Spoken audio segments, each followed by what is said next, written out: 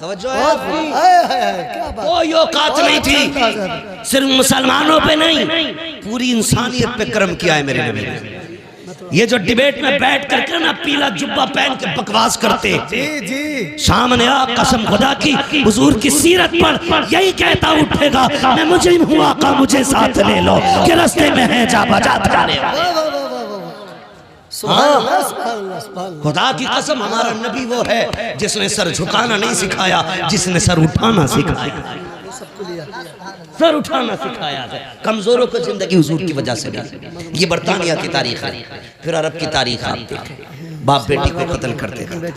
एक दिन ना हुजूर बैठे, बहुत गौर से सुनो, तवज्जो है सारे लोगों को। अभी थके तो नहीं है पीछे वाले लोग, नहीं थके, अल्लाह सलामत रखे।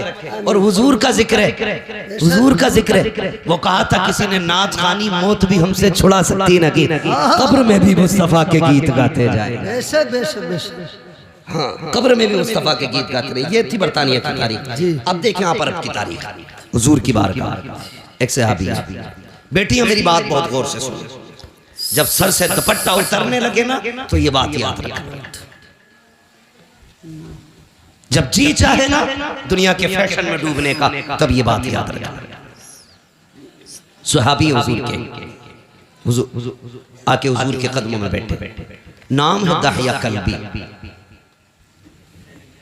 कहते हैं रसूल अल्लाह, अभी ईमान नहीं लाए, कहते हैं बड़ा गुनाह किया मैंने जिंदगी में, क्या मैं बख्शा जाऊंगा?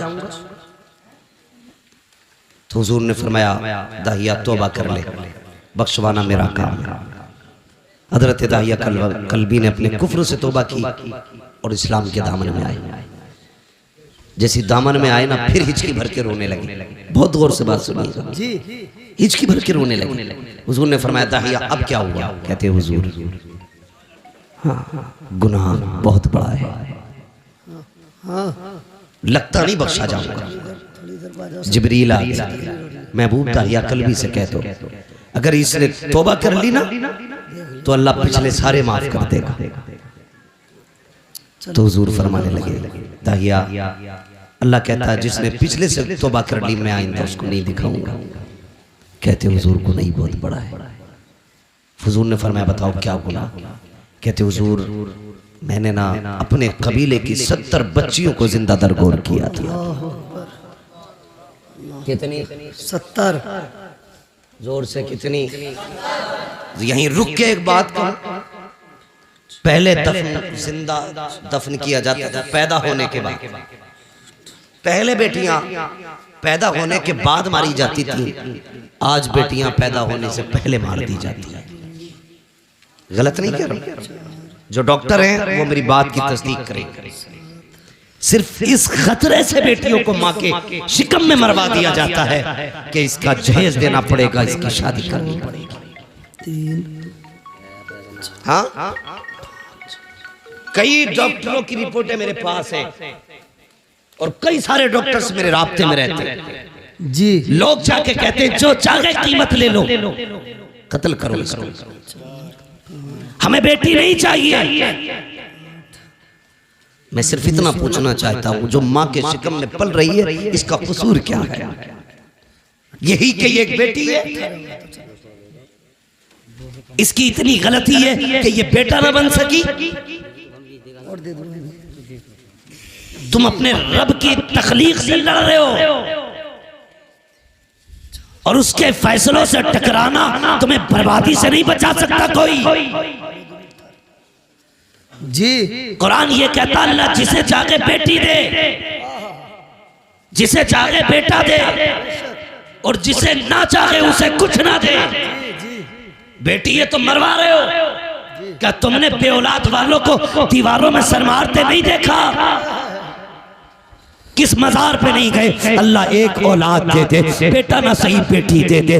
भीख मांगते देखा है मैंने लोगों को, जब उन्हें देखता हूँ तो हैरत होती है। मैंने के एक ये है जिन्हें कुछ नहीं मिला तो तड़प रहे हैं, एक वो है जो बेटियों को माँ के शिकम में मार देते हैं। तुझे क्या लगता है जिस बेटी को तूने माँ के शिकम में मारा उसको कोई नहीं जानता था? कई बार तो ऐसा हुआ जब बच्चियां माँ के शिकम में बड़ी हो जाती हैं, दवाओं से नहीं मारी जा सकती, उनको काट काट के जिस्म से निकाला जाता है। वो बता तो सही, तेरे पैर में कांटा लग जाए तेरी आँख निकल जाती है, नाखून काटते वक्त ब्लेड लग जाए तेरी चीख निकल जाती है, पैर में शीशा लग जाए लंगड़ा के चलता है, इतने से जख्म से तेरे होश उड़ जाते हैं। बता तो सही, जिस बेटी की माँ के शिकम के अंदर पैर काटे जाते होंगे उस बेटी पे क्या गुजरती होगी? जिसके आज़ा के टुकड़े किए जाते होंगे उस पे क्या गुजरती होगी? और यार तेरे पास जबान है, तू चीख के कहता है, ठोकर लगे तो कहता है हाय माँ, कांटा लगे तो कहता है हाय माँ, दर्द हो तो कहता है हाय माँ।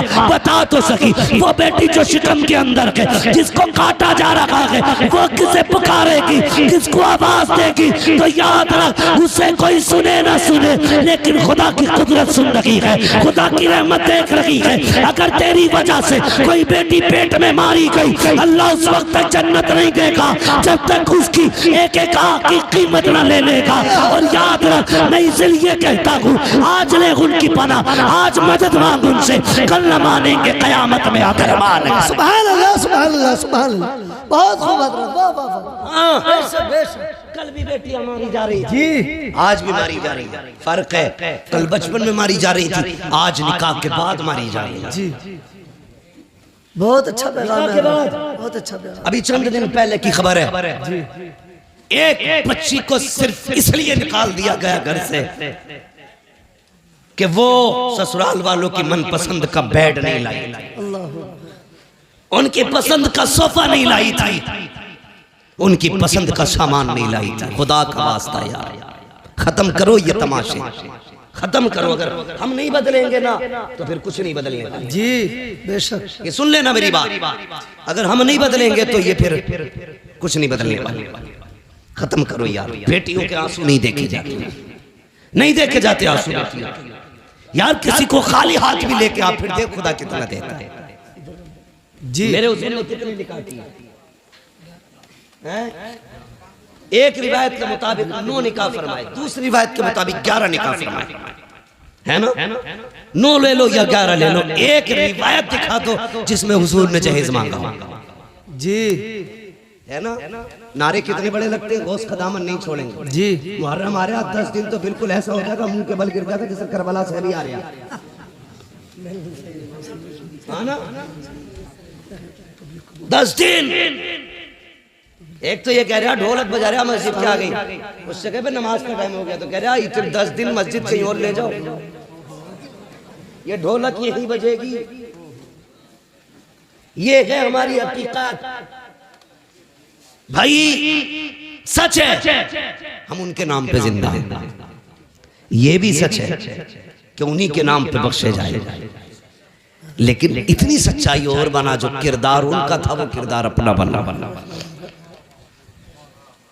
है ना? आपके गांव में तकरीबन 3000 वोट है, मुस्लिम वोट लगभग, आबादी काफी होगी। ये वोट कम होते हैं, आबादियां ज्यादा होती हैं। बड़ा मजा आता है, आपस में वोट भी कटवाते रहते हैं, आपस में ही काटते रहते, अपने लोगों को लिस्ट से बाहर करते रहते। कल एनआरसी होगा फिर क्या होगा? ये सितम न करो किसी पे, हाँ बेईमानी करने के लिए किसी का नाम न कटवाओ।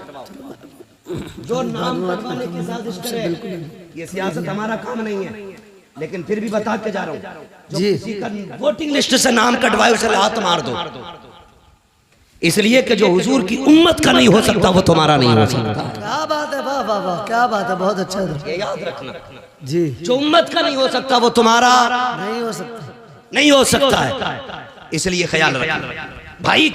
तू जीते या हारे ये तो रब की तकदीर है, मगर किसी का हिंदुस्तान में रहने का हक न छीन जी। मालूम है कभी कभी एक वोटिंग लिस्ट में नाम ना हो तो एक इंसान को कितनी दिक्कतें हो जाती हैं। सब जानते हुए भी सितम करते हो, अल्लाह को मुंह दिखाना है। बेशक बेशक फिर धनिया 5 साल रहेगी, जी 2.5 साल में भी मर सके, जी बहुत अच्छी बात और है अगले दिन भी कोई गोली ठोक सके।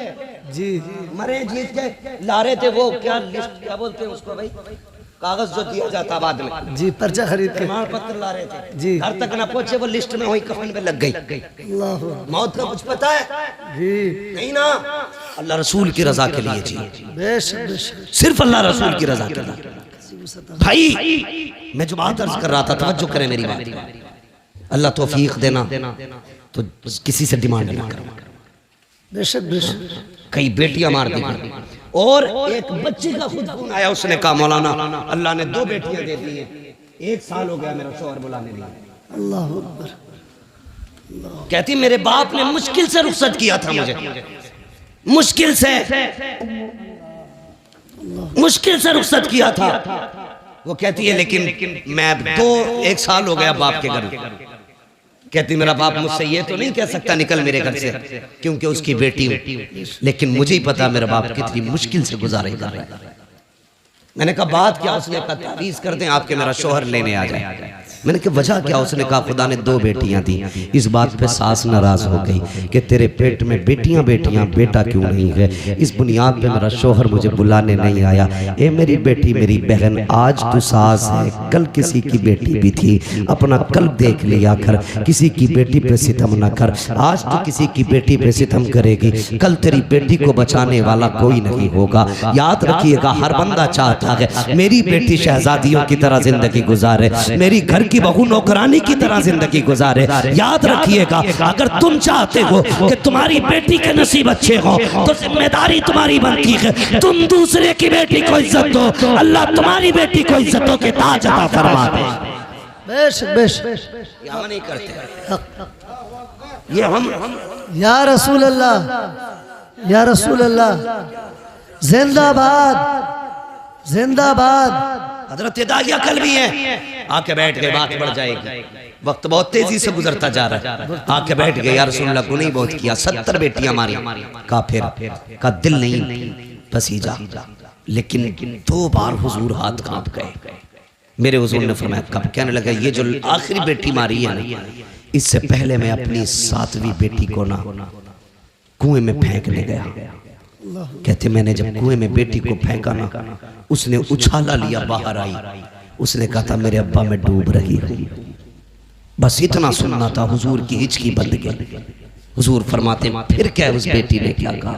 कहा हुजूर जब डूब के ऊपर उठी ना, उसने कहा अब्बा मुझे बचा ले, अब्बा मुझे बचा ले। हुजूर की नबुव्वत वाली आंखें बरस गई। कहते या रसूल अल्लाह, अभी इस गम से उभराना था कि परदेश जाने लगा, खुदा ने फिर बेटी दे दी। मुख्तसर बता रहा हूँ। कहते खुदा ने फिर बेटी दे दी, वो बीवी ने छुपा के 6-7 साल पाली। कहते या रसूल अल्लाह, बच्ची बड़ी हो गई, मैं घर आया ना, एक दिन दरवाज़ा खटखटाया, दरवाज़ा बंद था। मैंने कहा कौन? कहा कि तू कौन? का मैं इस घर का मालिक हूँ। अंदर से आवाज़ आई, अगर तू इस घर का मालिक है तो मैं मालिक की बेटी हूँ। का इतना कह के दरवाज़ा खुला, बच्ची मेरे कदमों से लिपट जाती है। या रसूल अल्लाह, वो पहला प्यार बेटी का, कभी कदमों से लिपटती, कभी दामन खींचती। कहती थी अब्बा परदेश गया था, 7 साल हो गए। अम्मी कहती थी तू परदेश गया है। अब्बा जब मैं किसी के बच्चों को बाप से प्यार करती देखती थी, तेरी याद आया करती थी। ये मेरे बाप इस दिन का बड़ा इंतजार था, उठा मुझे सीने से लगा ले। कहते हैं या रसूल अल्लाह, बेटी का लहजा था, मैं परेशान हो गया, मुझे तो नफरत थी बेटी से, मगर हैरत थी या रसूल अल्लाह, बच्ची अपनी जिंदगी के दुख दर्द सुनाती रही, लेकिन मुझे कोई तरस नहीं आया। इतना सुना, नबुव्वत वाली आंखें बरसती जा रही हैं। हजरत उमर को जलाल आ गया। कहते दहिया जबान बंद कर, देखता नहीं हुजूर किस दर्द के साथ रो रहे हैं। आका ने फरमाया उमर चुप हो जा। दहिया बता फिर क्या किया उस बेटी के साथ? कहते या रसूल अल्लाह, मैंने बच्ची को धक्का दिया, अपने बिस्तर पे लेट गया। या रसूल अल्लाह, जब रात आई है, मेरी बच्ची मेरे पैर दबाने बैठ जाती है, रात को चादर उड़ाती है, सुबह को या रसूल अल्लाह सवेरे आई, मेरे चेहरे से कपड़ा हटाया, मेरे माथे को बेटी ने चूमा के कहती अब्बा उठ जा सवेरा हो गया के। यार जो बेटी वाले हैं वो एहसास करेंगे। तुम प्रदेश से वापस आते हो, सब सो जाते हैं, बेटियां जागती रहती हैं। अगर तुम रात को आते हो कहती अब्बा ठहर जा गर्म रोटी बना देती हूँ। अगर बेटी कितनी गरीब क्यों ना हो, बाप प्रदेश से आता है, बेटियां चूल्हे जला दिया करती है। मेरा बाप है ठंडा खाना नहीं खिलाना है, मेरा बाप है ठंडी रोटी नहीं खिलाना है। ये बेटियों के रिश्ते बाप से होते हैं। खुदा का वास्ता कभी बेटियों को हकीर न समझना, बेटियों को कमतर न समझना। जो कुर्बानियां बेटियां दे जाती हैं वो कभी बेटे नहीं दिया करते हैं। अल्लाहु अकबर। तहिया कल्बी कहते हैं या रसूल अल्लाह बेटी मेरे पैर दबाती है, इतना प्यार मुझसे करती थी आका मेरे सीने में प्यार जागने लगा, इतना प्यार जागा कि मैं उससे मोहब्बत करने लग गया। अब आका कभी बेटी को कंधे पे बैठाता, कभी सीने से लगाता।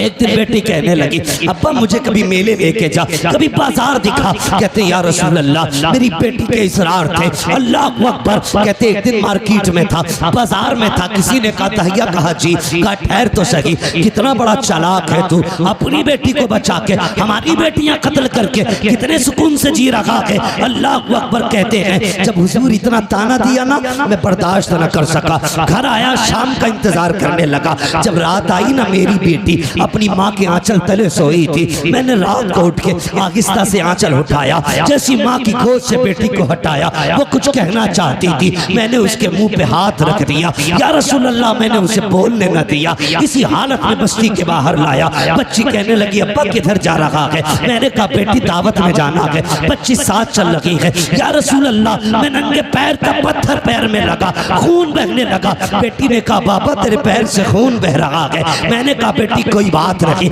उसने कहा बाबा जिस रोटी के लिए बाप के पैर का खून बहाना पड़े हमें वो रोटी नहीं चाहिए, बाबा लौट चलो। कहा लेकिन आका मेरे सिर पे जुनून सवार था, मैं नहीं पलटा, आगे बढ़ा। जंगल आ गया, सूरज निकल आया, रेतीली वादी थी, मैंने मिट्टी हटाई। बेटी कहने लगी अब्बा क्या कर रहे हो। कहा बेटी खेलना है। मेरी बेटी भी साथ लग गई, वो मिट्टी हटाती जाती, मैं भी मिट्टी हटाता। कहते या रसूल अल्लाह आज भी वो कयामत भरे उसके लम्हे याद आते हैं। कौन से तकिया। काका जब माथे पे पसीना आया अपने दुपट्टे से उसने मेरा पसीना साफ किया।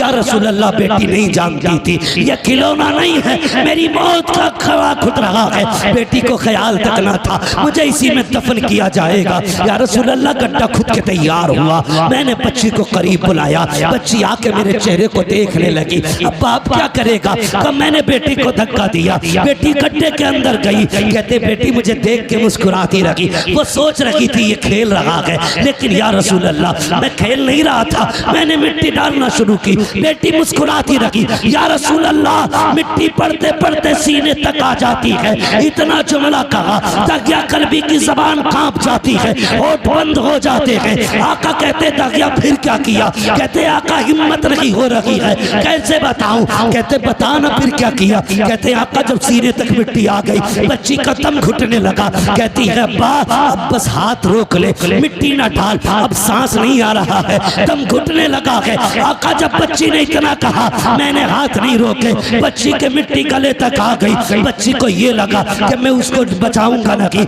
हाथ नहीं रोकूंगा। उसने कहा अच्छा एक बात बता बाबा, मुझे मारना चाहता है, कत्ल करना चाहता है।